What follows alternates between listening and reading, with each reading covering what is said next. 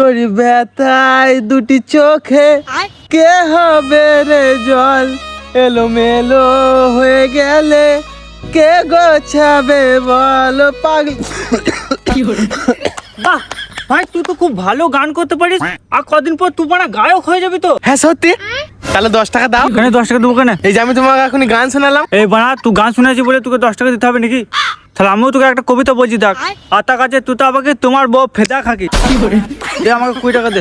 মরা দাদা, তুমি মনে উনি করছো কেন? মরা আমি মনে সকাল থেকে কিছু খাই না, আমাকে 10 টাকা দাও। তা খাই না বানা, তোর বাবার কাছে চাই, আমার কাছে কি চাইছিস? আমার বাবা নাই বলি তো তোমার কাছে চাইলাম। হ্যাঁ কি বলছিস, তোর বাবা নাই? না তা তুই হলি কি করে বানা, তোর বাবা নাই বলছিস? হ্যাঁ মানে তখন ছিল, এখন মরে গেছে।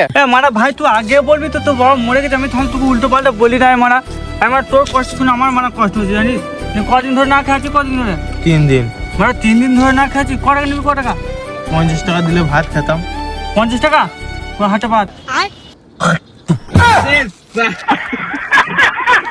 মারা মায়ের অন্নপূর্ণা ভান্ডারে টাকা ঢুকে না এখনো, ঘরে গাঁড় ফাটিয়ে দিয়েছে, ও যে 50 টাকা নেবে। এইটা নে।